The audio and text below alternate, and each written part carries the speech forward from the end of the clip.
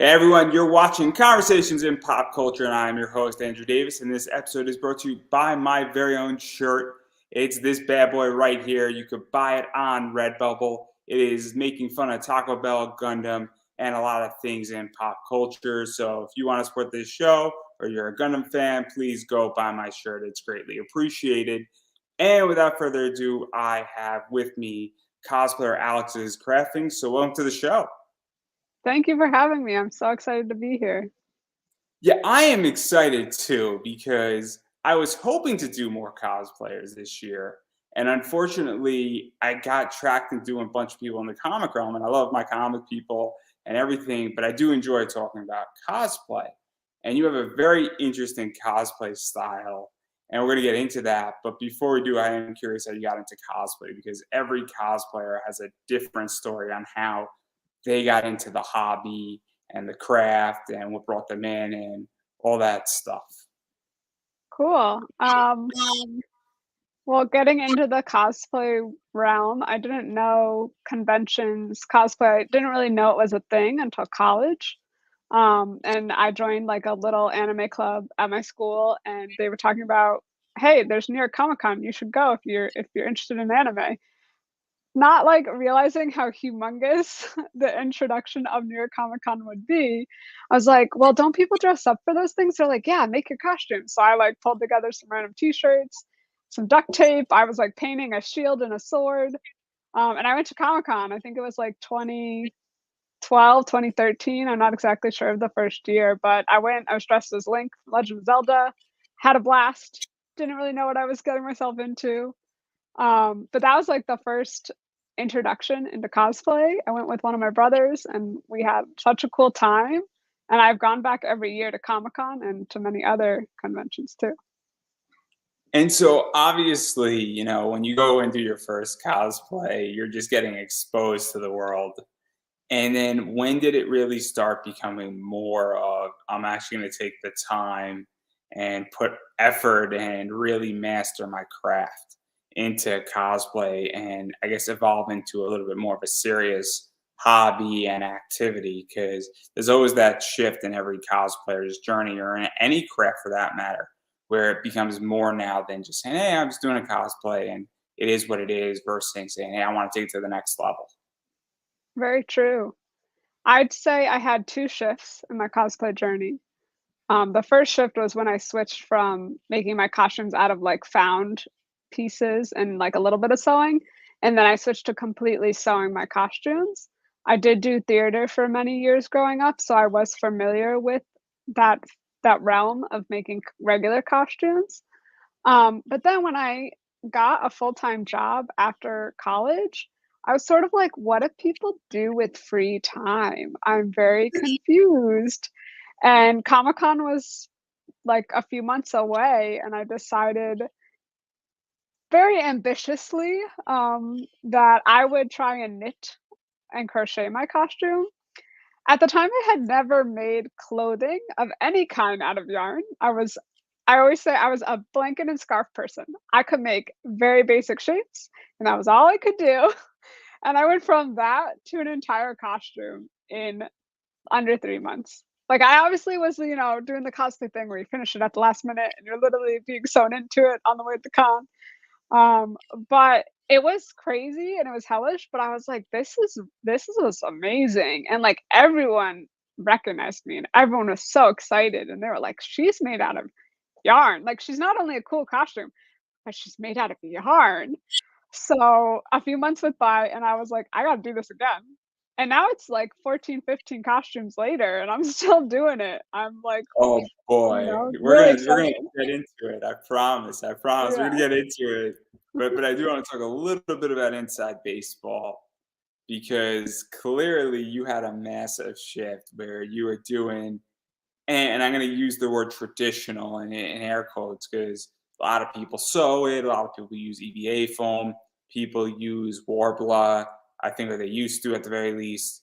And that's sort of what I call traditional materials. And I think yarn is slightly untraditional. But I am curious where you get your ideas from and what is the inspiration when you go out and build a cosplay and come up with it and design it, and also even your creation process. Is it sketched? Is it referenced? Is it a little bit of both? Or is it just saying, hey, I want to do said character and I'm just going to wing it and see what happens? I think it depends on the character, but I would say for everyone I cosplay, I have to have some sort of connection that makes me want to make it. If I'm going to spend hundreds of hours working on a costume, because yarn, I know costumes in general take a very long time if you want to put in the attention and detail you want. But knitting the very fabric of your outfit takes a really long time. So if I'm going to invest that, I really have to feel a connection to the costume. Like I said earlier, my very first cosplay, both in general and out of yarn, actually, I redid the costume, was Link from Legend of Zelda. And it's because it's the first video game I ever beat without the help of my brothers. So, oh my goodness, you have it ready to go. um, but that was I was like, you know, this is such an important like time to me. This character means so much because I beat this video game without the assistance of my siblings who have helped me beat every video game up to that point of my life. So I always have to find a connection to whatever the character is that I'm cosplaying, whether it's a movie I love, an anime I've watched over and over again, video games I rarely beat. Um, and then from there, I start, like doing research. I might replay part of the game. I'll look up photographs. I'll print out references. I'll sketch the different pieces, and then I'll start trying to be like, okay, well, what would I what would I make this out of? What yarn colors, things like that. More often than not, I just start knitting, which is a bad idea because you don't know what measurements or anything like that. But for the most part, I've had good luck. Over time, I've gotten better at, doing the math. I'll like knit a small square and be like, what's the math to multiply this to be a whole shirt or something like that. The first costume I made, the pants did not fit me. I like sewed the excess fabric on the side so it looks like I have pockets. They are not pockets. They are excess knitted fabric to make it fit me properly. I was like, we're not redoing this. We're only continuing forward. Um, So so to even go further into that, because one of the things, and I speak to a lot of cosplayers, or I used to, and they don't want to show up anymore. Guys, the door's open. Is all I'm gonna say. If you want to be your cosplay and you want to be on my show, all you have to do is ask. It's not. It's not. I'm very friendly. I promise. I don't bite, except on Tuesday. But anyway, that's a joke. It's a joke before I get attacked here. But one of the things that I ask every single cosplayer is that cosplay can be very expensive. It could be pricey. It could be tricky to find materials. And I've also interviewed a lot of people internationally in Australia and the UK. And in COVID, they had a different problem where a bunch of them did not have supplies for 2, 3, 4 months.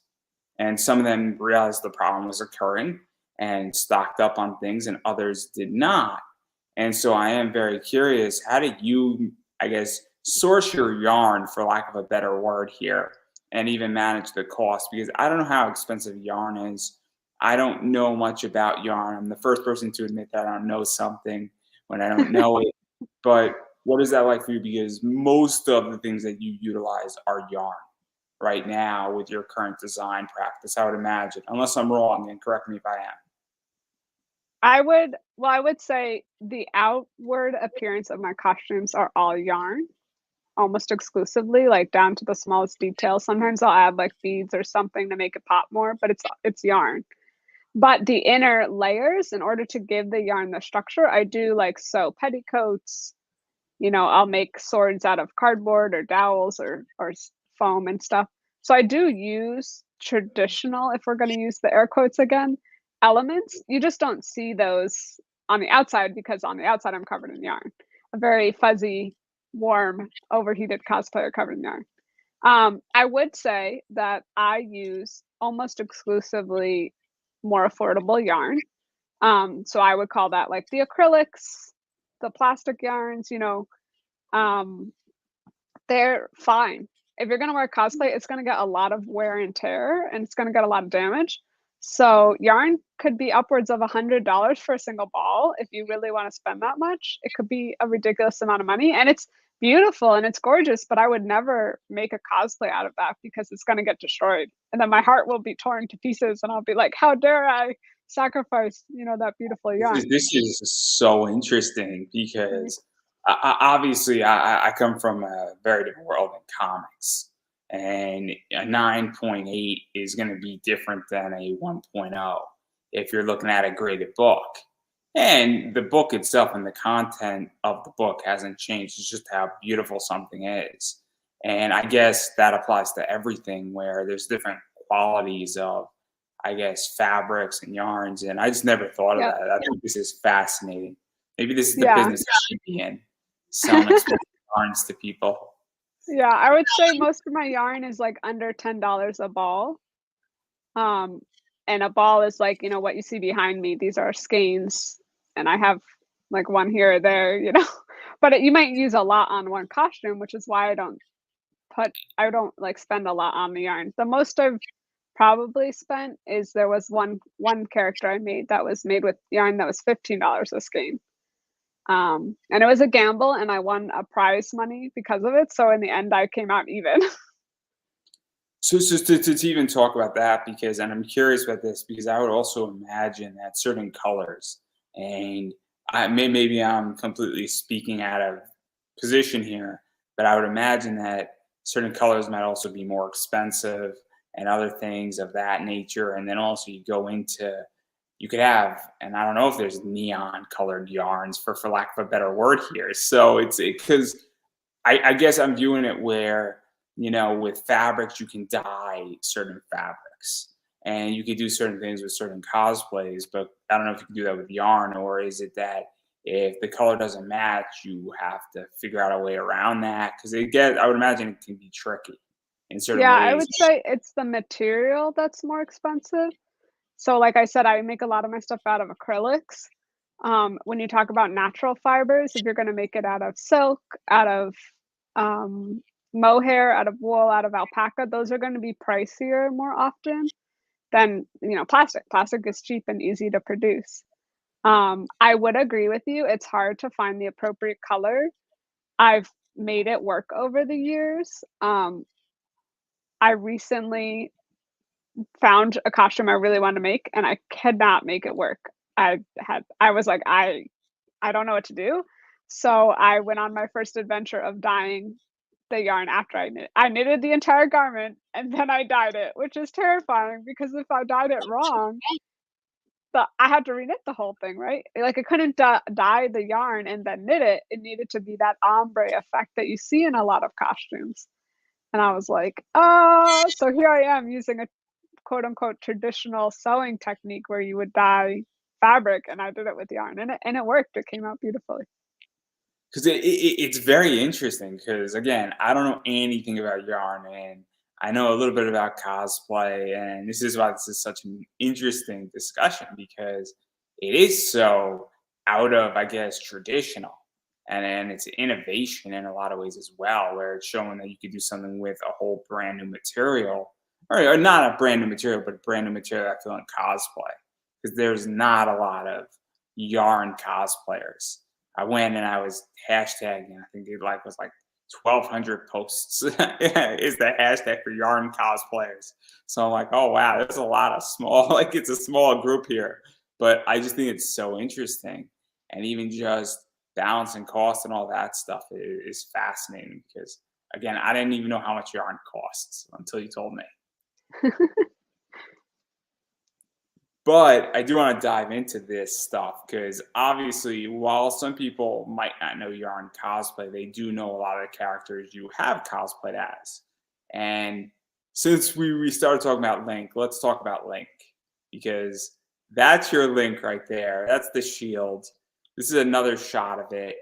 And so, what was this like really building out Link and doing it? And obviously, I'm presuming the sword was sort of cardboard or built like a traditional sword and then knitted around to make it look like it's fully knitted? And what's the whole story behind that? And even just building that out because it is very cool. It's iconic and everybody gets it. That's the other thing too, is that it's also an easy cosplay that somebody could spot Link halfway across a con hall. Yes, people are like, "Oh, that's Link, so cool." I would say that one was my first costume. The only thing that's different from the first time I wore it and the time I wear it now is the wig. I've gotten a lot better at wig making, but all the other elements you see there is what I made the first time I made clothing out of yarn. Um, so it was like a lot of basic shapes. I would say like a lot of rectangles that I like seamed together, made it work. The last two things I did was the sword and shield. So I had the learning experience of the whole rest of the clothing to go off of.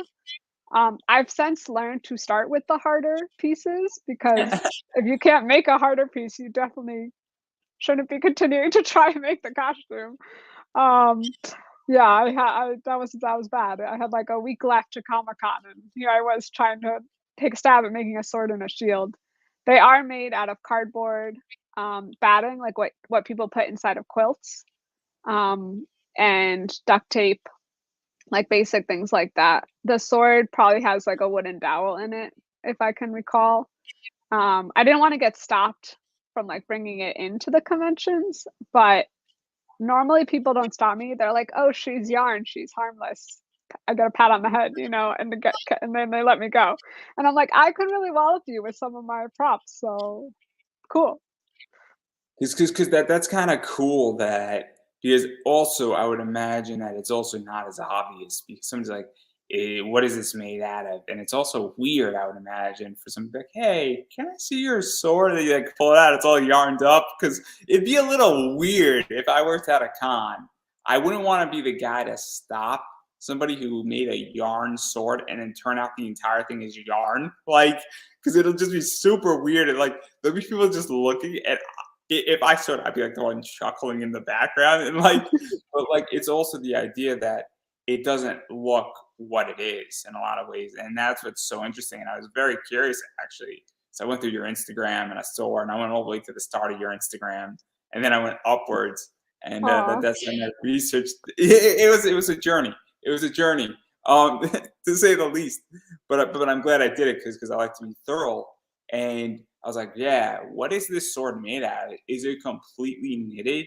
Is it something else? Because it is super cool to do props in yarn in a certain way.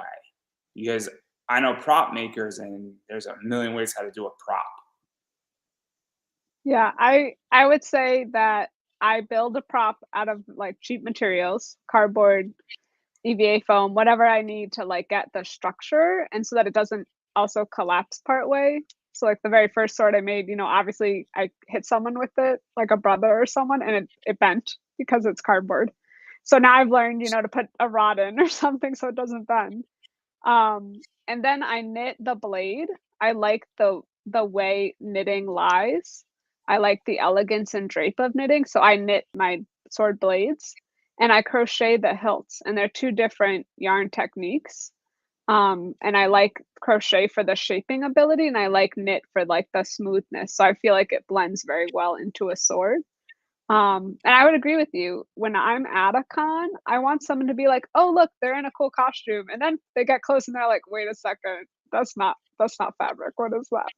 That's yarn." That is what I'm going for with my level of detail and attention to all the elements. I want you to be like, "Wow, look at that person," and then be like, "Wait a second, something's up here." So what is that like? Because obviously, when I'm at a con, I'm a lot of times trying to just get signatures, take care of my books. But if I see a cosplay and somebody does a really cool mashup or a brilliant idea, and I've seen things, and I'm like, man, that's brilliant. Like, and I'm just like, wow, that's kind of out of the box, and in many ways. And I stop. I'm like, oh wow, that's super cool. And what is that like for you? Because somebody says, "Oh, that's Link. I love The Legend of Zelda," and then they come up like, "Oh, wait, that's not fabric. What does that mean for you? And how do you even feel about it?" Because it's like you kind of broke somebody's expectations a little bit. But they're like, "Oh man, tell me more," right? Yeah, I would agree. I think that for the most part, the thing that makes me the most excited is when I hear people, going, "Oh man, like look at that. That's a cool Link or that's a cool Zelda or whatever." And then they go, "Oh wait, is that made out of yarn?" I think that's made out of yarn.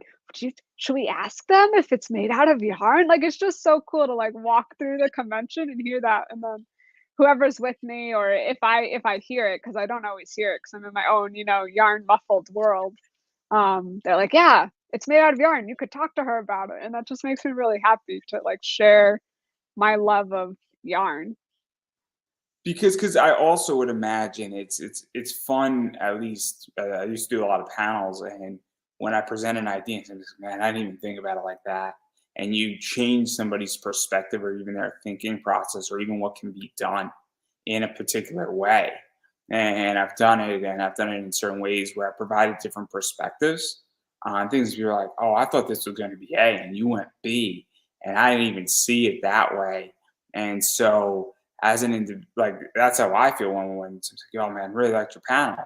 I'm now thinking about this differently." And then like you get into like a 30-minute conversation about about a topic, and also though I think it's very cool because you're probably shifting somebody's mind in cosplay as well, where they're now saying this can actually be done now in yarn too. What else can it be done in? And that's also something very cool because you're moving the needle forward, and you're, I guess, forcing evolution, because that's what's happened in my opinion in COVID. COVID, the best thing COVID has brought on is evolution. And I know you were doing the yarn stuff before, but I think that's even more accepted now. So what is that like for you? Because I would imagine that it's also that as well, right? Yeah, I would say that I have met a growing number of yarn cosplayers, as I call myself. I don't know if they call themselves that, but I say we're yarn cosplayers. Are you guys And yarning for each other? that would be really cool, right?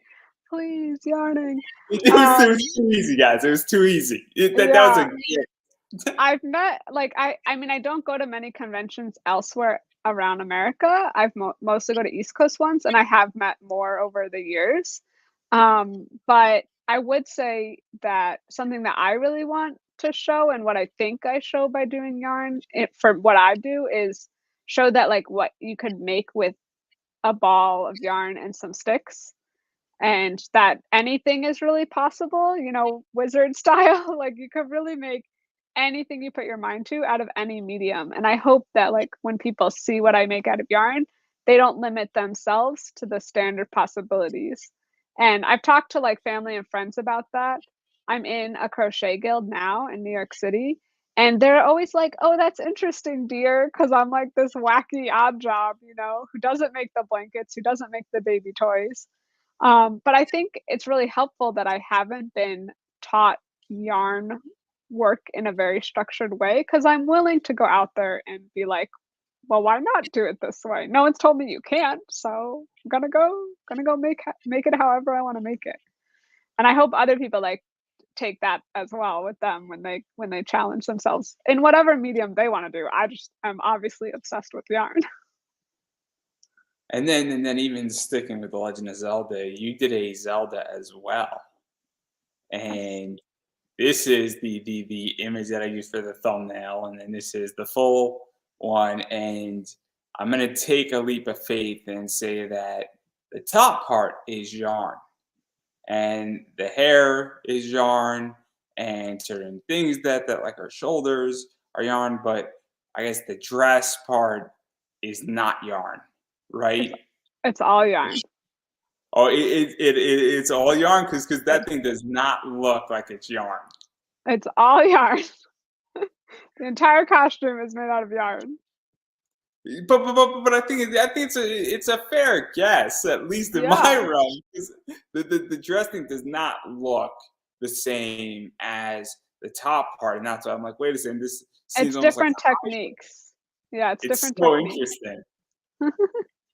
So the top half, like the armor pieces are around EVA foam, and the bodice and the armor pieces are crocheted, which to me is more distinctive. And the skirt and the tabard pieces and the gloves are knitted.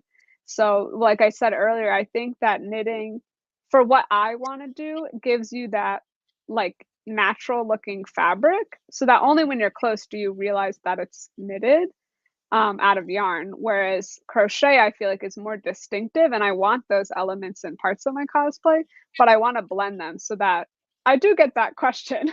is this actually yarn? Because it is. I would say people think that the wig is not yarn. They think it's my hair, which is hilarious. I'm like, no, my hair does not look this way. They're like, how'd you attach the tiara to your head? I'm like, it's yarn. It's all yarn, guys. It's not my hair. Because it is very cool to do it that way, and obviously you could tell that the link from once you get close enough that, and even from the photos, that it's yarn and that it's done that, and that's why I had the whole thing with this other one I showed again. Like her skirt does not look the same as if it was knitted. It looks clean. I mean, certain parts look like they were knitted, and it looks almost like a hybrid, and that's why it's so fascinating, this entire cosplay, because I could tell that the hair, if you look close enough, you could sort of get the sense that it's yarn and Yeah. that it was knitted or crocheted, or again, I don't know the techniques, so hopefully the yarn is not going to come after me. But you can guess. But like even, excuse me, even her like gloves, you look differently and all that stuff. So it's very, very interesting because I thought it was a hybrid. I'm like, man, that's sort of cool too. And now I'm like Yeah. disappointed. So thanks. Yeah, actually all the color changes, all that embroidery, it's actually done in the knit. Like I made it out of charts and I just like knitted the 2 different colors or the 5 different colors for the tabard. Some random person, like my sister knows, taught me. It's her friend, but I didn't know this person. She sat me down for an hour and was like, "This is how you do this technique." And I came back and I was like, "I made this costume." She was like, that's it's not typically what that technique is used for. I was like, "But it worked, didn't it?" And it's really cool because I didn't like make the skirt and then embroider the details on. It's literally like weaved into the fabric, those symbols. That this is fascinating. See, I don't have the patience for this. I do not have the patience for any of this. I wouldn't last I 5 minutes. Like, I would say people say that, and I respond to them. I watch a lot of TV. I knit. I cannot. I'm knitting right now. Like I'm literally, I'm literally knitting below the screen. I cannot like sit still anymore. I actually have a problem. I get anxious without yarn in my hands. I'll go to like Broadway plays and I'll be knitting. I'll be like walking down the street and I'll be knitting.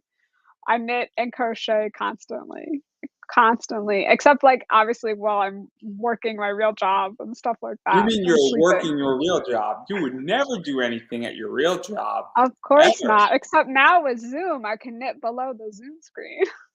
Shh. Don't tell them that. Yeah, yeah, I don't tell what would I do when I'm working at my job. Nobody knows what I do. I may or may not be working, but they can't yeah, prove it. So as far as I'm concerned, I'm working. As far as of I'm course. concerned, just because I played an extra 8 hours of Overwatch on Wednesday, logged in on company's time, they didn't know, and well, I got my job done. So you Yeah. know, I got paid to play Overwatch, guys. But no, no, no, no, no, no. They can't prove it. So as far as they know, I'm just saying. Yeah, I would say very briefly, knitting is just for people who are watching, in case they're curious, right? Knitting is where you knit with 2 sticks and you move the fabric from one stick to the other stick and back again, whereas crochet is with 1 hook and you're pushing the hook in and out of the fabric to make the piece that way. I personally learned knitting first, so I prefer it, but I now actually crochet a lot more often than I knit because crochet gives me a lot more versatility with the toys and things I make.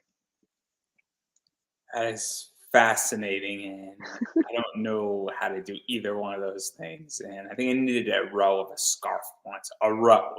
That's it. One row. It's cool. It was interesting. It was a cool experience. But again, that's as far as my knitting goes, and what I can and can't do. But I thought it was fascinating. And somebody wants to knit me a scarf. I mean, I'll be.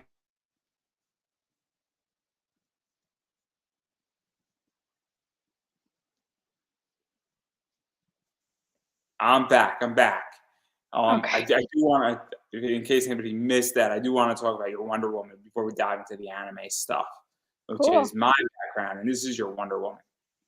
Yes, And that was done in 10 days. What's wrong with you? Like that's my question. There Like, was a lot of icy hot involved in crocheting it in 10 days.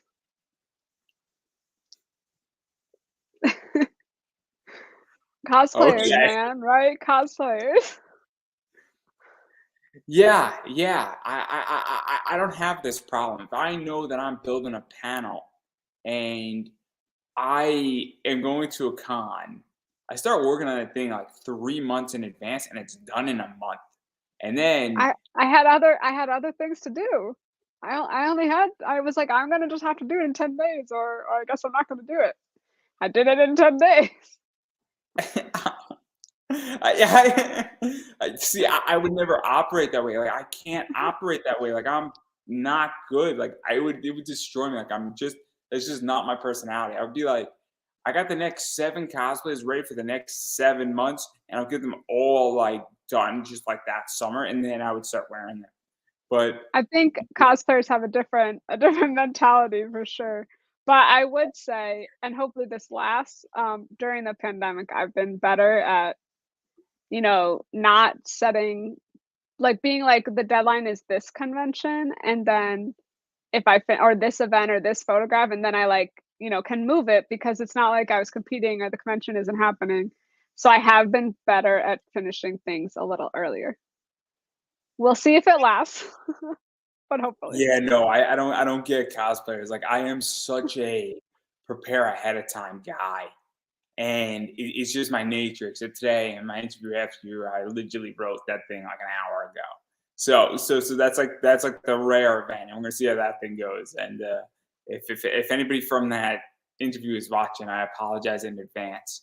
It's gonna be a fine interview. It's gonna be a fun one. But yeah, like it's so interesting. But I do want to dive Did into you the have anime. other questions about Wonder Woman first, or going on No, to I have anime? no more questions about Wonder Woman. She's told me everything I need to know. Okay.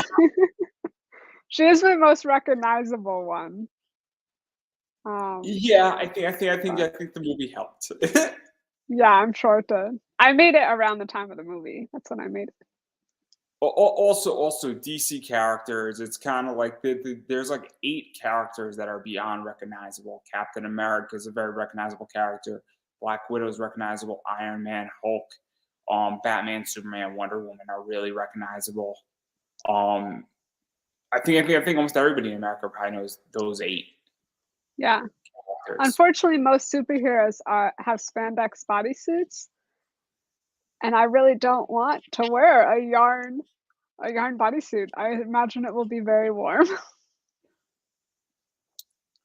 Yeah, I don't even know how you would even do that. That just seems so weird.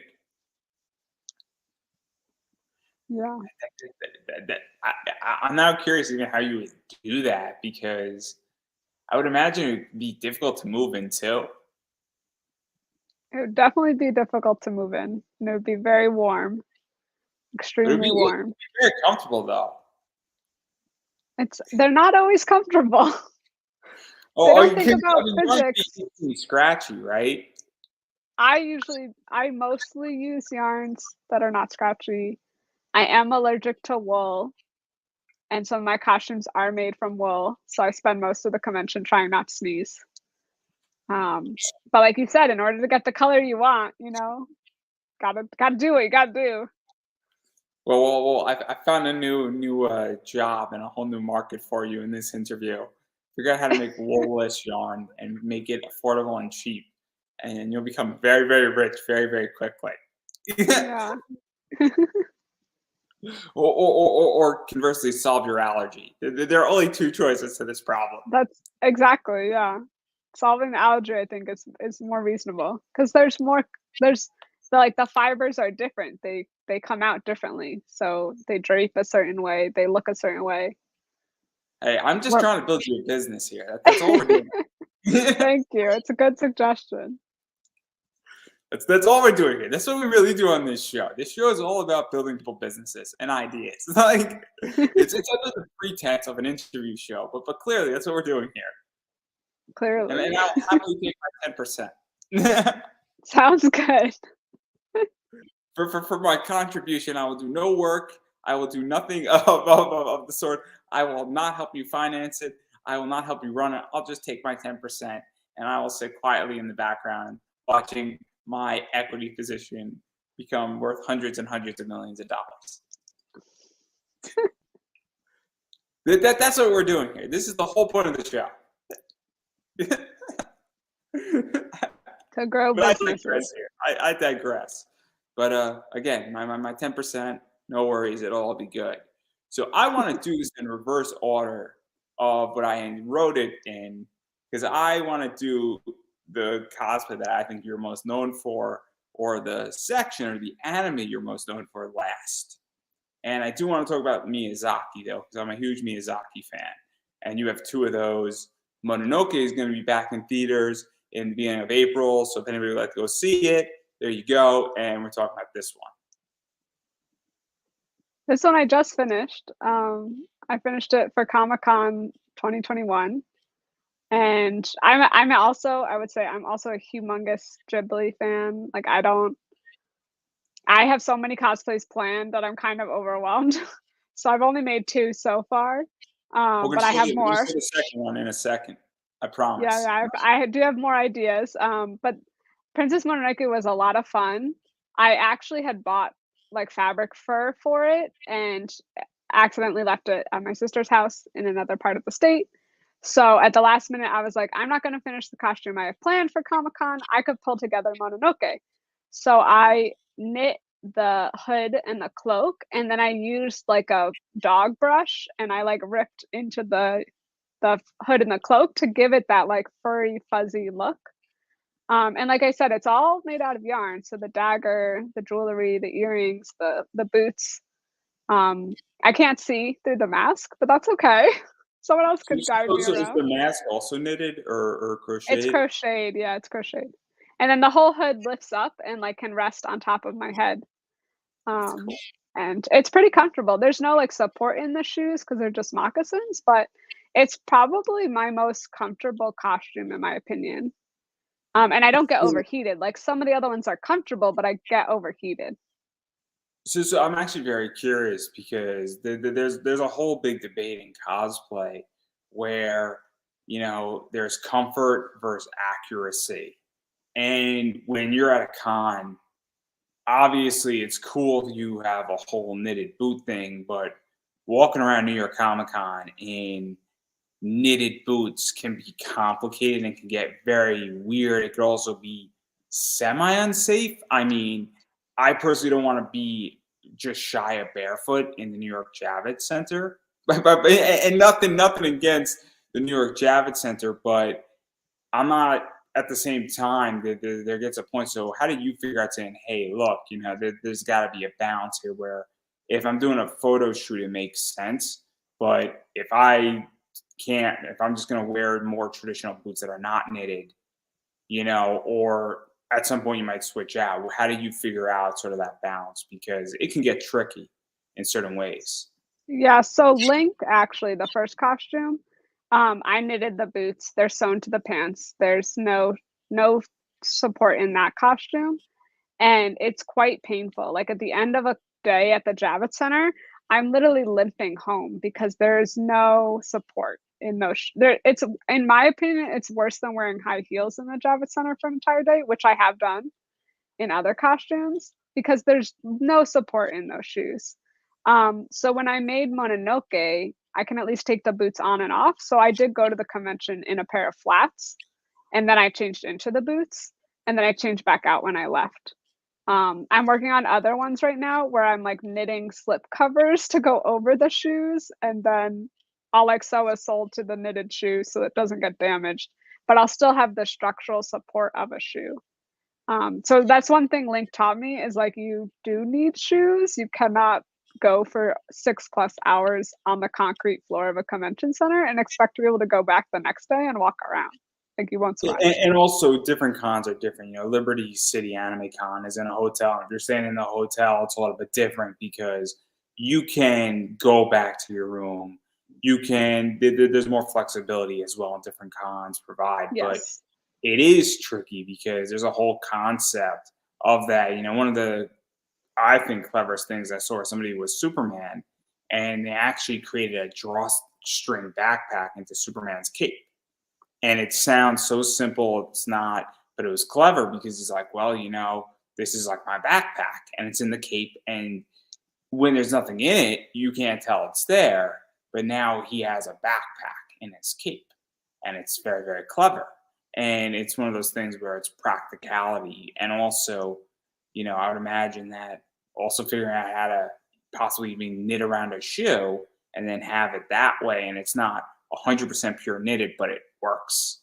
And that's Yeah. sort of, I guess, compromises you might have to make at a certain point. And again, I'm not a cosplayer, so, but I was curious about that because I know exactly how much pain things can cause. Yes, and I think it's important to find the balance. Like I personally know I'm going to go to Comic-Con 3 or 4 days in a row, and so I can't sacrifice my ability to walk on the day 1 because I need to be walking on day 3 or 4. So I've definitely like learned over time, for sure. And I do bring certain costumes to certain conventions. I do live in New York City, so there is some leeway there. I can go back to my apartment if I have to. I'm not going to because we're cosplayers and we're crazy. But I do have that option in the back of my head. Yeah, it's the idea that I used to stay local, where I used to live in DC, and I don't live in DC. But when I was at Awesome Con, I wasn't going to go back to my house until the day was over, essentially. But what I did figure out is that, God forbid I needed to, it was an option. And that's something that I'm smart enough. And also, I plan my day very accordingly for a lot of reasons, where certain days I would get to Awesome Con. If I knew I had a 10 o'clock panel, I would not go to the con until 2 o'clock in the afternoon purposely, because why kill myself an extra 4 hours doing something and hanging out and all that stuff? And a lot of planning goes into what I'm doing, but I digress right there. I do want to talk about your other one, which is Calcifer. And Yes. that's a crazy one in of itself. And the bacon and the eggs and all the pan, I think, is the funniest part of it. Yeah, eventually I want to turn that into a purse. Um, That would be that would pretty be dope. cool, right? Like, Yeah. especially if like it's zipped up. Oh, that'd be brilliant. Yeah. So like the outside of the purse would be the bacon and eggs, and then behind it would be like an extra space there. The main reason I haven't revisited Calcifer is because it's actually an award-winning cosplay, award-winning for a knitting competition actually. And when I won the knitting competition, they took the gown. So I don't have Calcifer anymore. So I've actually been knitting him because I do want to go to a convention in him and show off this beautiful Oh, see, interpretation. I couldn't do that. Like for me as a podcaster, somebody can't take an episode away from me. Like I just refuse. I would refuse, and I would say, you can have your award back. I don't need your award. It's like, I, yeah, it was a pretty awesome award. It was a Vogue knitting competition. So it was my first real like knitting award rather than cosplay award, which I have won cosplay awards too. Um, but yeah, I won it and now I don't own the gown anymore, which is really, really sad. Um, but I love Calcifer. He's my favorite character in that book series. And Studio Ghibli movie. I love Diana Wynne Jones too. So I'm definitely gonna redo slash modify Calcifer. I have different ideas for how to like upgrade if I'm gonna be reknitting it anyway. I'm about halfway through the project because I do love Calcifer. So he'll be back. no, that's fascinating. And but then again, I've never won an award, so I'm okay at this point. And I want to be paid. That's where I'm at. I don't need an Well, that's what award. happened. I got paid. I won an award, and in exchange, they gave me money and an award and a trip abroad. But then the pandemic happened, so half of the prize has come to fruition, and the other half is paused until the world reopens more. Yeah, see. I don't need your cloud. I don't need your praise. I just want money, and I want a lot of it, and I want 4 times what you're going to give me for the award, that award, and you will give me 5 times just because I am Mr. Wonderful. So yes, I cannot say I'm Mr. Wonderful. That is somebody else. I am Mr. Wonderful-esque like. But I digress right there. It's so if you want to send me money, guys, feel free to. You know, you gotta buy me a coffee. I got a Cash App. I got PayPal. I'll just take your credit card instead, and I'll buy what I need, and I'll give it back to you, and it's all yours. If you want to split it with me, I'm down. Um, but no, that is very, very cool. Actually, that you did win an award because that is something special. And obviously, I know people who win awards on things, and it does mean something. And it's nice to have that cloud. All jokes aside, I would imagine, because it also is just sort of a positive feedback loop. Yes, for sure. For sure. And Calcifer is like near and dear to my heart. So it was also one of the first time I took like Calcifer is a ball of fire. So you're really making up what you want to do. Whereas most of the time when I cosplay the character, I have very specific references and I'm like, this is what I'm making. Calcifer was like, all right, here's some fire. So what are we gonna do? Yeah, no, I enjoy Howl's Moving Castle, and I enjoy Billy Crystal as Calcifer. So I think Billy Crystal is perfect for Calcifer. It's brilliant. I actually just saw that movie like 3 months ago. It's There one we of my go. favorite Miyazaki movies. So I enjoy your Calcifer a lot. That's what it looks like. So, and I actually think the entire bacon and eggs in the pan is brilliant on it as well. I think that's what really makes it pop. Glad. I'm glad. And then I do want to jump into Fairy Tale because I love Fairy Tale, but I am in the middle of Fairy Tale because I am putting it on pause to watch Dragon Ball instead. And yes, I know. Dragon Ball just got on Crunchyroll, everybody. So come at me. I haven't seen it in legitimately 20 years. And But it is both there's time commitments. what? They're both really big time commitments. I'm 100 episodes into Fairy Tale, Oh, so okay. I'm legitly in the middle of Fairy Tale. Like I'm not saying I'm at like episode 4. I am in the middle of Fairy Tale. I'm on season 4 or 5. I forget which it is. This is before they get trapped like in like the cave, and then 10 years pass by, or like 5 years pass by. Yes. And Fairy But Tale's you've met the character I've cosplayed from Fairy Tale then. People are like, I've yes, never seen yes. you. I was like, did you get to episode 50? Because I don't appear until like episode 50 something. Yes, yes, there's 6 of them, and I like Wendy somewhat, and I think Wendy is fascinating. But I love Kuchil. Kuchil's like the best character ever. I did With want to the- cosplay Gajeel at one point. I never got there, but I was sourcing materials at one point. his Pop Funko is a very, very funny Pop Funko, and he's really great in the other world. I just like how he's like a reporter in the other world, and I'm rooting Fairy Tale for people, but it's just his character in the Sorry other world guys, spoilers. is so perfect, and it's so funny. It's just like I cannot help but laugh whenever his other version of him comes about. I just can't help but laugh. It's hilarious, but because it's such the opposite of who he is as a character, and that's what's brilliant about it. I digress. The show clearly goes off the rail. But this is your Wendy for those who are interested, and Yes. I don't know who the girl is in the cosplay, but the It's cat is me. the one we're talking about. That's It's a me. joke. It's a joke. Oh, okay. I was like, wait, what? Yes. So Wendy's actually from before I started fully knitting my costumes. I sewed the like dress and armbands and I was dabbling in yarn. So I made the Carla. I actually have a happy, yeah, there we go. Look, I have all the cats. So before I started fully knitting my costumes, I dabbled. So I would recommend anyone who is thinking of trying yarn cosplaying, why not dabble first and replace a couple elements. So the first thing I did was I like would carry the sidekick character. And I still do that sometimes, like with Wendy, she has Carla. If someone was to be Natsu, I could give them a happy. So I really enjoyed that element. And then eventually I was going to too many summer cons, and yarn is not forgiving. That's in the summer.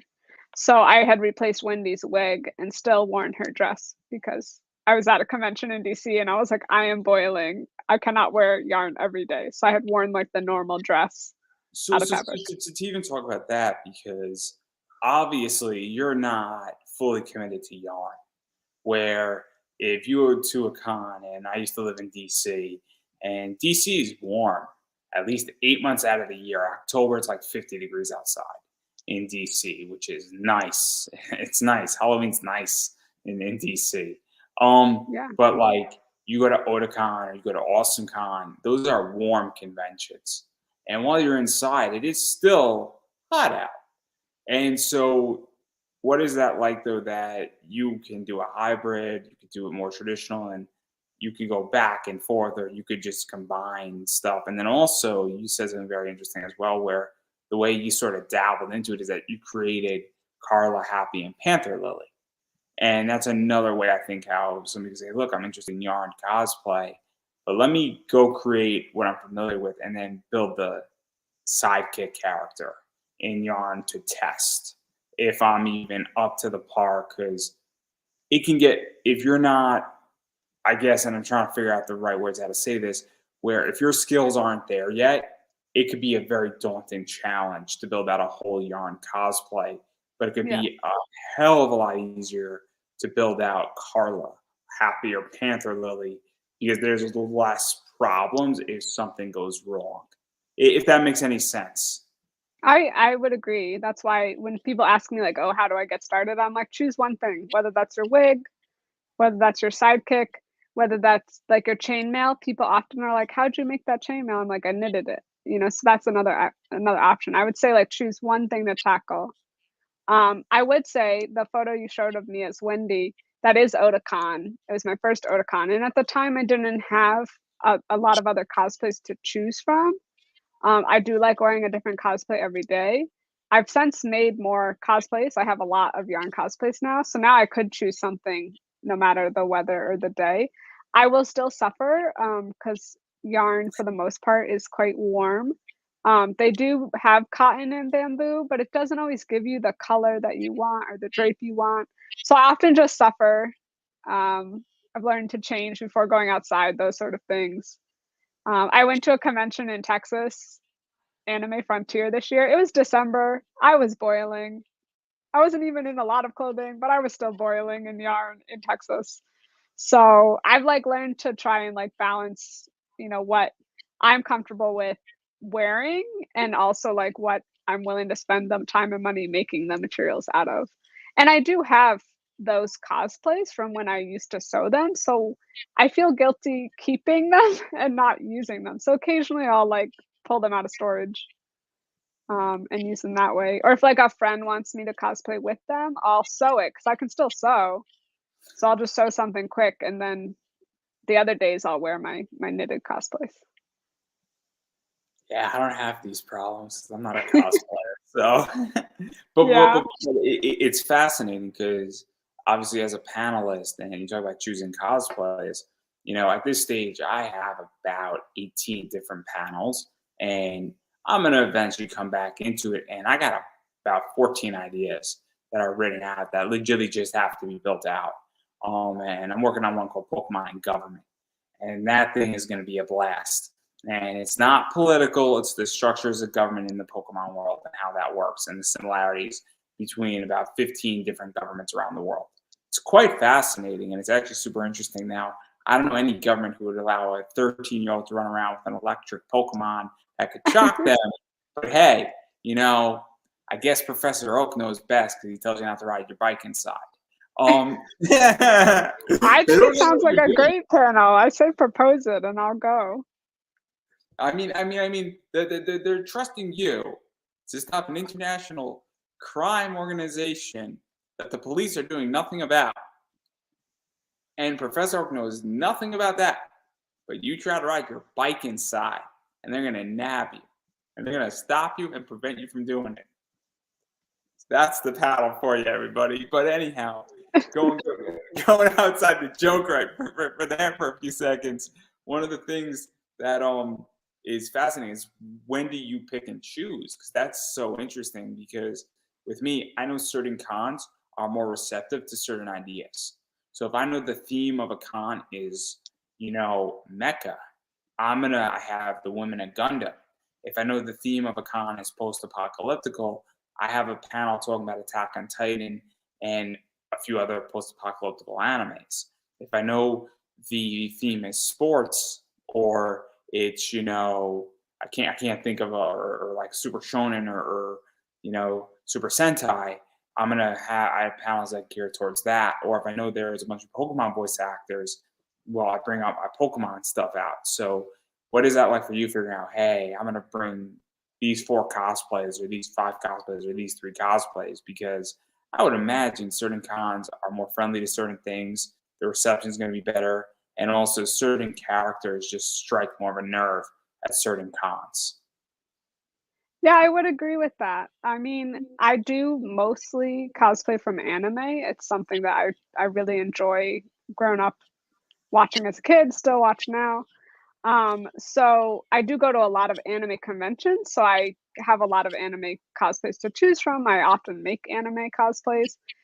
But then I go to, Comic-Con. I'm going to AwesomeCon this year. I might bring one anime cosplay and then a Zelda, like something from the Zelda world and Wonder Woman, because I know that those cons gear more towards comics and video games, and superheroes. So, I mean, Sailor Moon, like everyone knows Sailor Moon. Like the amount of people who stop me on the subway being like, "Oh my God, Sailor Moon!" and I'm like, "You're a random stranger. Back away!" Like, but it's still cool to be like, "Yes, random person, I am Sailor Moon." Like Power of the Moon. Yeah, on the subway. But, like, other ones might not be as recognizable. Even other versions of Sailor Moon aren't as recognizable. So I definitely pick and choose based on the con I'm going to. And then I also choose based on, like, what I'm gonna be doing at that convention. So if I'm gonna be competing, then, I have to be planning to wear that competition cosplay for the Saturday of the competition. So I might bring something more comfortable on the Friday to just like hang out in. Mononoke is now gonna be my go-to comfortable cosplay. And then I also take in mind the weather, whether it's rain is like a nightmare, wet yarn is disgusting. If it's hot, yarn gets hot. If it's cold, you'd think it'd be warm, but the wind blows right through it. So there's just a lot of factors there to pick and choose from.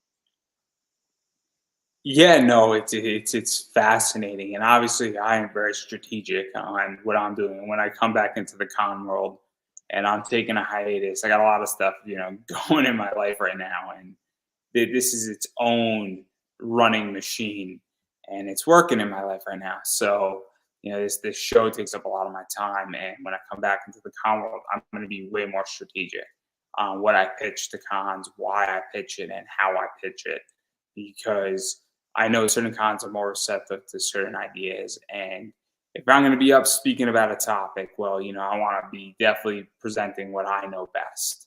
And Yeah. that's how I feel. And also, I know certain cons and certain panels are better on a Friday. Like I run a panel called Comic Book Investing 101. I insist to a con saying, look, I'm not doing this on a Saturday or a Sunday because it makes no sense for me to do it any other day but Friday at 4, 5, or 6 o'clock. And that's the other thing too, is that I actually tell cons when the ideal time is for certain things. And I say, look, I'm not going to do it if you don't give me my time slot. I'm giving you a 4 hour window, but it's a Friday only con panel type thing for a reason because it works a certain way. So, but then again, I'll talk about Gundam on a Sunday at 2 o'clock. I don't really care about that because that doesn't have merit. So, but I digress. That's a whole different discussion for a whole different day on how to structure things. But I do want to end talking about Sailor Moon because that's the one that you're known for. And there's a bunch of them. There's this one, there's this one, there's this one, which is the back to that one. There's this one, which is Neo Serenity. There's this one, which I don't even know what Sailor that is. There's It's this one, which is yep. casual Sailor Moon. Mhm. There's this, which is not Sailor Moon. But It's it's just not this is definitely not Sailor Moon, but it's Artemis, Luna, and I forget their kid's name, means I'm a Diana. Marvel. What? Diana. Yes. Again, I am a very bad Sailor Moon fan right now. And then there's this, which is right next to you. So Yes. I don't know where we start. Well, the first one that you showed was my very first Sailor Moon cosplay, and it's the second costume I made out of yarn after a link. I was like, let me start with something iconic that means a lot to a lot of people, including myself. So I made that Sailor Moon, um, and she came together really well. I was very impressed. And then I've just continued to make more and more versions of Sailor Moon. I've won prizes with almost all of the versions of Sailor Moon that I have done. My favorite would probably be Neo Queen Serenity because she just feels very beautiful and ethereal, and magical. And there's petticoats and stuff underneath that like make it swish around as you're walking. I would say she's also one of my more comfortable cosplays, which you wouldn't think, but she really is. So I do love that one as well. Because Mm. one of the things about Sailor Moon is that Goku, Dragon Ball Z, Goku, Piccolo, Vegeta, those are all extremely recognizable. Gohan, extremely recognizable cosplays. A Yu-Gi-Oh from Yu-Gi-Moto from Yu-Gi-Oh is very recognizable. Yeah, Um, I think Sailor Moon is recognizable, Harley Quinn's recognizable, Batman, Superman, Wonder Woman, Iron Man, Captain America, all that stuff is recognizable. And whenever somebody sees Sailor Moon in any version, they know it's her. I mean, I don't know if you're a wrestling fan, but Sasha Banks was one of yes, the first entrances, comes out in Sailor Moon gear, the hair buns and all, and like the red bulbs and the thing. It's up on my Twitter for a reason. It's the first thing. It's pinned to the top. It's gonna be out there for like a good 6 months. And I thought it was brilliant. People were going ballistic crazy on the internet, and because again, it's recognizable. yeah. So, what is that like? Because this is the first thing I noticed on your Instagram as I'm going through, and I'm like, boom, that's the one that stands out. And I would imagine at a con, somebody's passing by, like, oh, it's Sailor Moon. And they don't maybe notice the yarn side of it at first, but they know and it instantly connects. And so, what is that like? And so does Black Lady, and so does Neo Queen Serenity. And maybe Neo Queen Serenity is sort of a step down, but Black Lady connects instantly as well because people just know the character. And both people who watch Sailor Moon and haven't watched Sailor Moon just know it. So, what is that like? Because that helps, I would imagine, when you're building out a yarn cosplay that's a little untraditional, that it's a recognizable character. Yeah, I mean, that's definitely one of the reasons I originally chose to cosplay as Sailor Moon was I wanted people to know who I was, even if I ended up not doing the costume justice. And the first time I wore it, it was like barely sewn together. It was not done. But people were still really excited. They were like, "It's Sailor Moon." Now I think, I've refined it over the years and I'm really proud to walk down a convention floor dressed as Sailor Moon and people my age, people older than me, people younger than me, they always stop you and they always say, "Oh my gosh, you're Sailor Moon. Like you mean so much to me." I'm a person in a costume, but they equate their love and emotions for Sailor Moon with me in the costume, which is totally fine. The amount of children I've held on to as their parents take photos with me. Sailor Moon's still really important and relevant and vital today. So I'm really happy to just be a part of that world and that element. Because one of the things is that the invasion of anime, obviously Dragon Ball Z, Sailor Moon, and a bunch of other stuff came in the early 2000s. At least for me, I'm 29. I think you're a year or two older than me, and I feel comfortable saying that because you're still young enough that it's not insulting to say that. I'm your age, Andrew. I'm your age. Weren't we at Yeah, school together? No, no, no, no, no, no, no, no, no, no. I'm just being Oh, politically correct okay, here, which that it's not okay. insulting at this point to say that, Yeah. that we're about the same age. You On the know? cusp of 30, let's put it that way, we're on the cusp of 30. So the point is that obviously I think that anime has become mainstream and it is now very cool. And Yes. also, at least for me, one of the reasons, and I was joking that I'm watching Dragon Ball over Fairy Tale right now, is Dragon Ball is extremely nostalgic for me. And when Sailor Moon Crystals dropped, very nostalgic for me. And it's very comforting to watch this and re-see it. And I sort of remember my childhood and when anime was this brand new thing. And it's very cool now to see whenever I see a Sailor Moon cosplay, I'm like, oh yeah, I remember those days. Those were the good days. I was like 10, 11, maybe I was 8. And man, I was like, man, this is awesome. Bright colors, fun colors, and all that stuff. And I'm like, man, what is this thing out there? And my parents didn't know what anime was. Chances are your parents didn't know what anime was either. And I probably shouldn't have been watching Toonami. There were things in Toonami back when I was 8, 9, 10 years old that were not appropriate. I'm looking at Yeah. you, Outlaw Star. Outlaw Star was not an appropriate show for a 9-year-old. Yeah. I think it did wonders for me, but it was not appropriate by far. Gundam Well, Wing technically was not appropriate either. I mean, I would say I was probably worse than you. Growing up, anime was not the cool thing, you know, it was, which it is now. People love anime and it's huge in the world, but growing up, it was not the cool thing. Oh, it was My horrible. brothers and I, it was bad. Like if they found out you were into anime at school, you were not treated well. But luckily, I had my brothers. I'm actually a triplet, so I have two brothers, and we grew up. And on Saturday mornings, we'd watch WB cartoons, and on Saturday evenings, we'd watch Toonami. And then I learned very quickly how to record on the VCR. And on Sunday morning, we'd watch Adult Swim cartoons. So we were worse than you because we definitely were too young to be watching what was on Adult Swim. But we would just spend our weekends watching anime. We'd go to the libraries and read whatever manga they had available, you know, all the Tokyo Pop books. And it was just such a big people are like, "What was your first anime?" I'm like, "I don't know. I just consumed it all." And it was such a big part of like being hanging out with my brothers and like being a part of growing up that we just watched everything. Yeah, it's so weird because for me, I never grew out of it. Other people got I into haven't it. either, clearly. And so I never got like beat up. I got maybe made fun of a little bit throughout it, but I was like, hey, I'm reading this stuff and it's cool and I'm enjoying it. And then high school, I was wearing anime t-shirts and I'm like, I don't give a fuck what anybody thinks of me. Like, I'm not a Yeah. popular kid. I don't have to answer to you. All these kids are wearing Aeropostale and American Eagle. I'm like, I want to wear a Full Metal Alchemist t-shirt.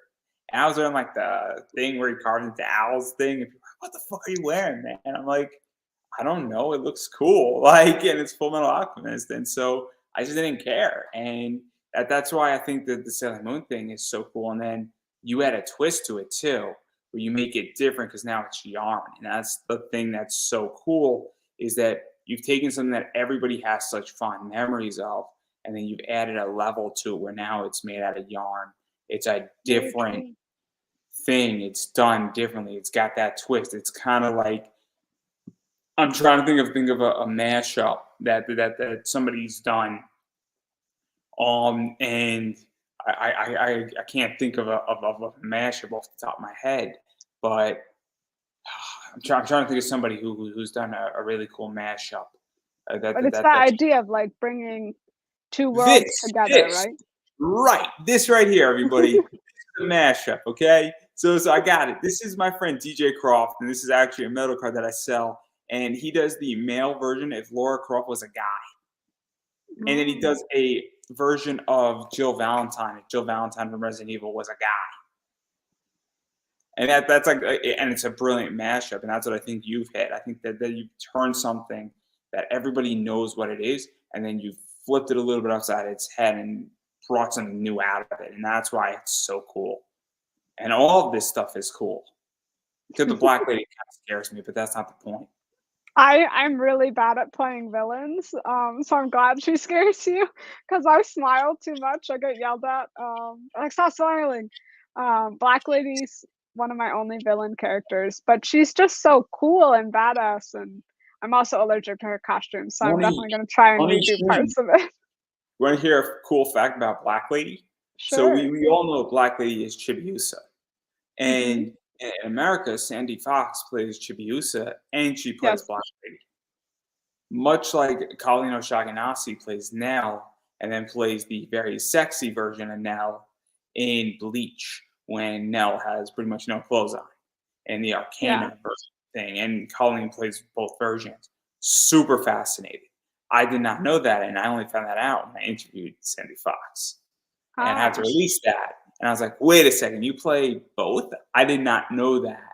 And fascinating, but very, very cool in that regard. Well, But yeah, Sandy Fox actually met me in my Black Lady costume, at Anime Next one time.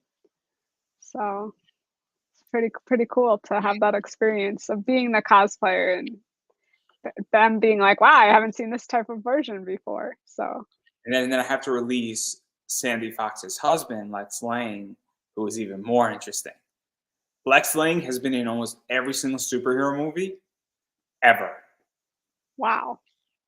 Because Lex Lang does ADR work, and so all of what winds up happening, and this is just some really cool stuff, is that let's say Liam shoot, I can't think of who played Kingpin in Into the Spider Verse. He has to be on SNL one night, but they need to re-record voices, and there's some screaming. They'll call up somebody like Lex Lang because Liam doesn't want to blow out his voice. And what winds up happening is that that's the idea, that they bring in a lot of voice actors who then re-record lines and can match voices because that actor doesn't want to blow out their voice, or they have another engagement to go, or they have a podcast that they need to be on. That's like a big corporate podcast type thing. So super Mhm. fascinating, but I digress. Very Very cool cool. world, anime and all that stuff, and big business, and it's business a lot of people don't even think about all the little tiny intricate details. So Yes. fascinating. But again, that's not what this show's about. This show's all about people businesses. So that's what we do here under the guise of interviewing.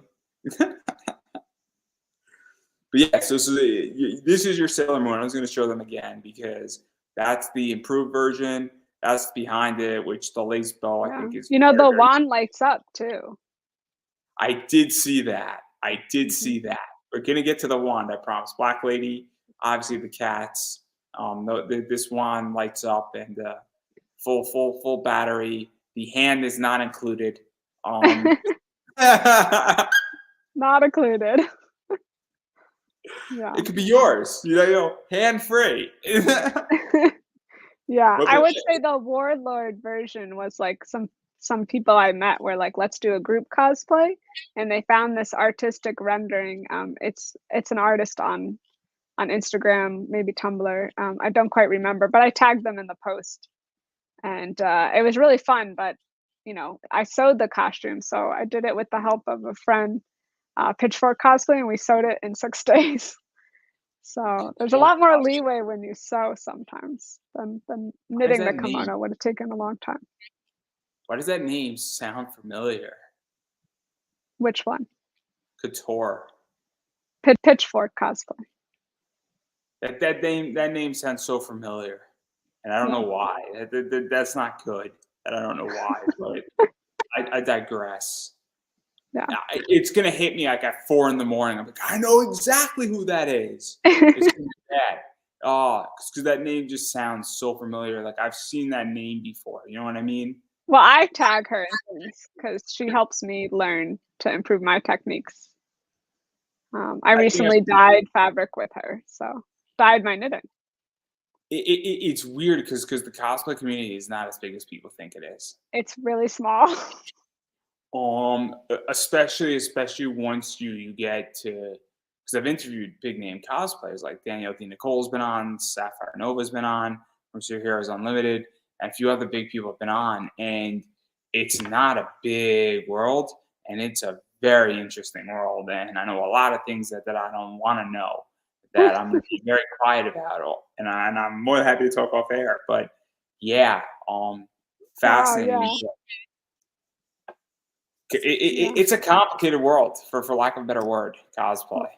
Yeah, I mean, I actually dabble on both sides. I cosplay and I love cosplaying, but I also help volunteer to run conventions. So I staff cosplays and I staff cosplay competitions and stuff. So it's interesting to see both sides as well, in the convention world. There's a word I like to use called there's a lot of drama and there's a lot of egos involved in cosplay with certain people, and not to put anybody on blast, but there is that going on, and it's not just cosplay though. It's in comics. It's in a lot of things. You It's in know, every realm, every walk, even knitting, even yarn. There's different drama in every world, and it's learning to flow with it. oh, I mean. Find your It's own very path, interesting. right?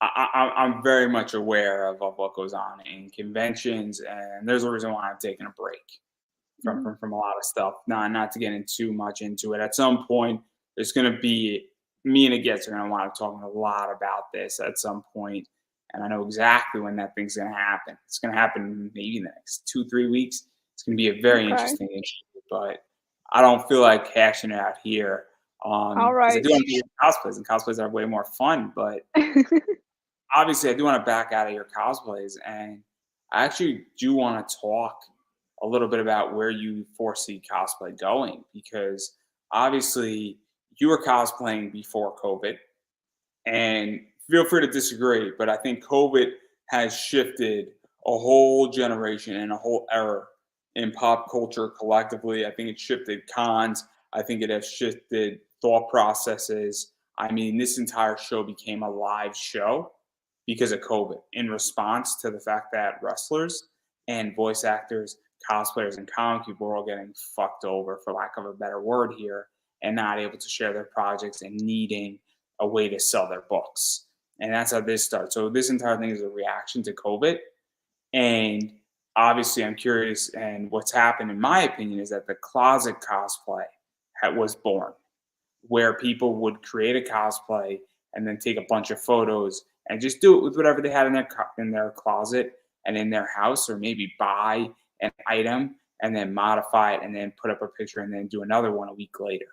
And it's created a generation of cosplayers. And I'm curious where you foresee cosplay going, because obviously,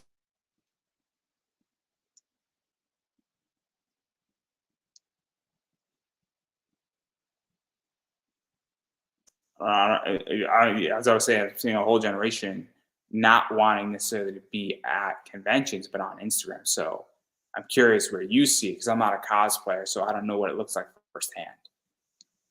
Well, I'm not quite sure if I'm able to talk a lot because I do go to conventions and I am not on, as of right now. I'm not on TikTok, so I think there's a gap there in my Wait, understanding. wait, wait, wait, But wait, wait, wait. I'm curious just on what you feel, because yeah, again, I could be completely off base because I'm not at cons right now. So I don't know if I'm completely off base on it. It's just what I I'm mean, I've seeing. gone to 6 cons since the pandemic started to slow down. I went to 6 conventions between August and December, and people were flooding in and they were really excited, and they're like, "The world is back. This is cons." There was just so much love and so much passion. I do remember It could be saying me. to my It could be friends me. though, no, but I'm not disagreeing. I do remember saying to some of my friends, like, it felt like there was less high level cosplay, if that makes sense. So I think, in my opinion, right, it's just my opinion. I think, in my opinion, some of us took breaks during the pandemic. We need breaks. Life was stressful. It still is stressful. But during the height of lockdown, a lot of people that I follow, that I like looking forward to seeing, they didn't spend all their time making the most epic cosplay ever. They took a break, which is totally fine and well deserved. And other people like you said, you found closet cosplays, which I would disagree. I think closet cosplay has been around forever. However, the use of social media to publish it, I think, has risen a lot because we were all locked inside and not going anywhere. So I would say cosplay has become much more like casual and well-rounded, and like at the six conventions I went to, which is obviously not inclusive of all conventions, but the six I was at, I felt like the majority of cosplayers I saw were much more like store-bought, closet, homemade, rather than like, oh my gosh, how did that person make that? Did they commission that? That's impressive, you know? Obviously, there's still some of those people too. It just felt like it wasn't as many as I would normally see. Because my So, whole thing is that I haven't been to a con, and I've also had a change in the way I view things, and I am part of digitalization shift 2.0. There is no question about that. That's where I'm ending up right now, where my objective in the next 2 years is, and COVID has forced it, is to increase my digital footprint. And yeah, that's part of this project. And I'm also coming in, and this is what puts me at odds with people in the comic realm, where I'm like, look, I don't want to sell at a con. It's fun to be at a con. Networking at a con is cool, but I don't want to buy a table. If I read a comic book, I want to sell to millions of people all across the world. And that's where I'm at as an individual. And so this is why it could very well be me on how I feel, because my philosophy has shifted. And I'm the first person to admit that maybe I'm wrong, but maybe I'm also enacting a whole different thought process and viewing it differently. And that's why I'm so curious, because, I'm not at cons and I'm not seeing it. And, it's been a while. I mean, it's been almost 3 years since I've been at a convention. So yeah, clearly that could also be when I go back to a con, I go, yeah, it is, maybe you were right. It's the idea that, but I haven't had that other side of the coin. I've had only what I've seen on Instagram and me interviewing. And that's why I'm so curious, because I yeah, I do think that the internet curates your view. I post on Instagram. I love posting on Instagram and sharing what I'm making, but it's a curated version of myself. It's not all of me, it's part of me. And that's what I want to share with the people on Instagram. But at conventions, I feel like there's a really big love and joy at being back, and people are so excited to be there in that community. And I did go to Comic-Con, New York City the one in New York. I did go to that in October. I went to Anime NYC in November. So I have been to a few that were very highly attended, and it was exciting. It was really fun. I would say I actually sold at my first convention too. I sold some of the yarn things I make. And there was people. It was packed. It was hard to navigate the aisles because so many people were there and they were so excited to be there and be a part of this world. yeah, no, in which again, I'm taking a break, and also my entire position is shifted. And also I prefer smaller cons. Honestly, like the Jazz Center is just a little too much for me. Yeah. And it's a big con. Even Awesome Con is a big con. So I really prefer smaller cons that are like 1 day events or even 2 day events that maybe get 2,000 people. I find them, or even 5,000 people. I do not want to be around 80,000 people. It's Mm. just too much for me. And that's just a personal choice. And there's nothing wrong with that, one way or Yeah, of the other. course. Yeah, I did go to AwesomeCon for the first time in August, and I don't know if that was, because of the rescheduled date or because it's in that huge convention center in DC, but it did feel a little emptier. I've only been to that convention center for Otakon, so I'm only comparing it to Otakon. So the last time I was at Awesome Con, and this is just my view, I actually think Awesome Con is declining in Oh, attendance, really? because the last time I went, so I went to Awesome Con for 3 years in a row, and the first time I went, it was packed. The second time I felt it was the same. The third time I went, it was like, I was like, Mom, this is not normal. It's a Friday at like 3 o'clock. And I'm walking around. My mom came because my parents came to visit me. Like, hey, we'll come with you. It's fun. It's helpful to have somebody, you know, with you to help her out and what you're doing, and also sort of help with directions and things like that. Also, I'm doing a panel, so my parents want to see me present. And I said to my mom, like, this is sort of light And even on Saturday, it was a little bit more busy, but I was like, yeah, there's something missing here where this is not as crowded in the hallways and it's not as crowded. So I don't think it's a bad con. I just think that people might be choosing to go to other cons. Also, I think the third year Awesome Con was competing with Anime Boston that same weekend. And That's so I tough. think that was a problem as well, where Well, because you have I was gonna say I'm going this year, June 3rd or June 5th or something. It's that weekend.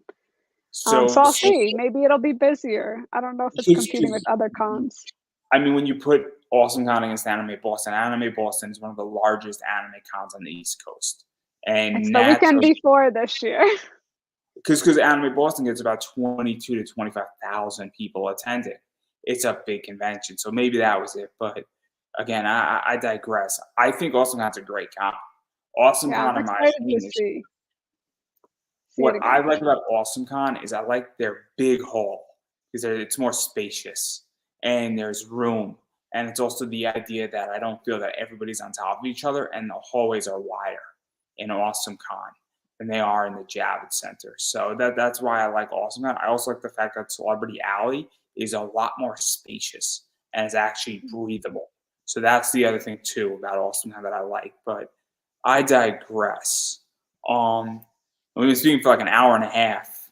And so I do want to give you, though, a chance to promote yourself. So where can people find you, support you, pick up anything you sell? I'll put your Etsy shop in the description up above so people buy Thank from you. there. And where can people, I don't know if you take commissions for things, but if you do, where can people hit you up? Where can people find you on Instagram, Facebook? I don't think you have a TikTok, but definitely when you get a Maybe TikTok, one day. Yeah. all Yeah, that so fun stuff. cool. I would say I mainly use Instagram. My Instagram is Alex's Crafting, all one word. So just the name in the profile. And then my sister and I share an Etsy shop. Obviously, I can make some pretty crazy things. So what's up on Etsy is a curated amount. I do take commissions through the Etsy shop. I have not yet done a costume for someone. It's a lot of time and a lot of effort. So I've never done that yet, but I do love making toys and wigs and different character pieces. That's a lot of fun. So I'd say my two main things are Etsy, which is the store is More Warmth. And Andrew said he put it in the comments. And then Instagram is Alex's Description. No, Crafting. no, not comments. Oh, Description. description. It's an Description, guys. upgrade. Description. Ah. Yeah, so those are the two main things I would say if you're looking for me. And then I do hope to branch out into more YouTube and perhaps TikTok. I can learn to TikTok. Yeah, and then what I've been saying is you got to support indie content creators, whether they're producing a comic, cosplays, indie wrestlers, voice actors, and the way you do that is that if they have a PayPal account, a Cash App Me, an Etsy shop, a website, they have an eBay store, they have a Kickstarter running. You got to go back those things and buy things from them or throw them $5 here, $10 there, because that's how people get supported. And while a lot of people do this stuff for a labor of love, every time somebody throws somebody $10, it really does help with a lot of stuff. $10, as Alex said, is the idea that it's a whole spool of yarn. I think it's called a spool, right? A skein. A skein. A Skein. skein. You were close. You were close. But it goes a long way and it's very helpful. So that's something. But even going beyond that, liking a post on Instagram means something. That helps. Oh, Commenting on that post, saying, "Hey, I really like your cosplay. Keep going." Those things might not seem like they mean anything. They mean the world because they are very helpful and very encouraging. And you never know when somebody's having a bad day. And a simple comment can actually shift somebody's mindset, can make somebody feel good, or better yet, you could share it out or add it to your story. And that's also very helpful as well because then more people see it.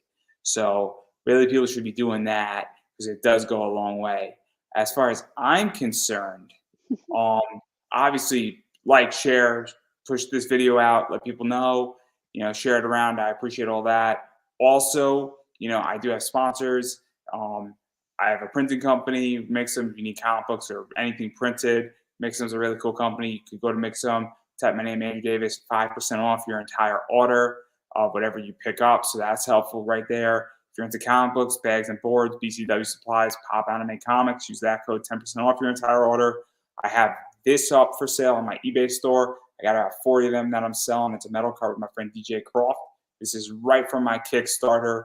There's only 121 of these. DJ has 60 of them. I have about 40 of them for sale.